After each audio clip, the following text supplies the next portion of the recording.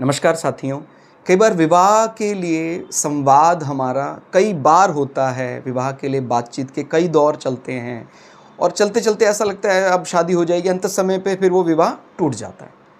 फिर माने वो डिले, अनावश्यक डिले हो रहा है, फिर से नई वार्ता शुरू होती है और वो 2-3 प्रयासों के बाद ही ऐसा हो पाता है। तो इसमें क्या चीज़ है जो सबसे ज़्यादा नोट की जानी चाहिए? आप समझते हैं जब भी हम बात करते हैं विवाह संबंधों की, किसी चार्ट में विवाह के लिए, तो 7वां भाव तात्कालिक उस समय पर हम देखेंगे 7वें भाव की स्थिति कैसी है।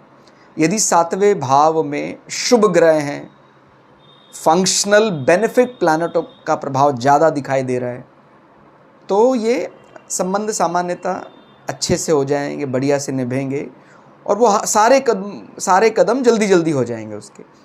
अब ये कब डिले कराने लग जाता है? जब 7वें भाव में डिले का कारक कौन है? शनि महाराज।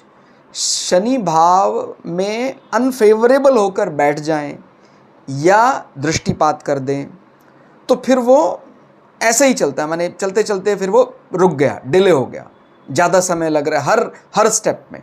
लेकिन ये बात अच्छी तरह ध्यान रखनी है, उन लग्नों में जहाँ शनि योग कारक हैं और जहाँ पर स्वयं लग्नेश है, उसकी दृष्टि इतनी ज़्यादा बुरी नहीं मानी जाएगी।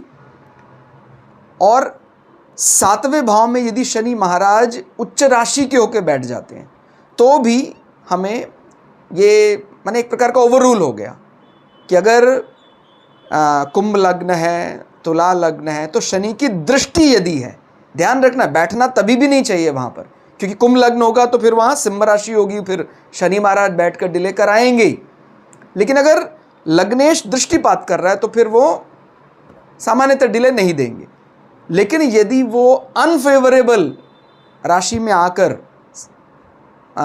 7वें भाव में बैठ जाते हैं फिर वो डिले देंगे ही। और ये भी हमें जरूर देखना है विवाह का कारक ग्रह कैसी स्थिति में है।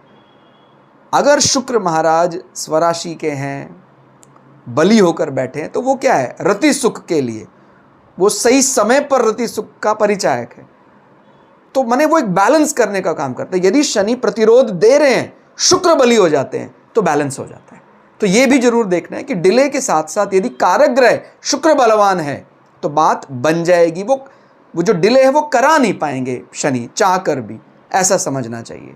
ठीक हो गया? तो ये एक समन्वय करके देखना है। 7वां भाव अच्छी स्थिति में है, शनि परेशान नहीं कर रहे हैं और कारक ग्रह शुक्र भी बलवान है, समय पर विवाह माना जाए।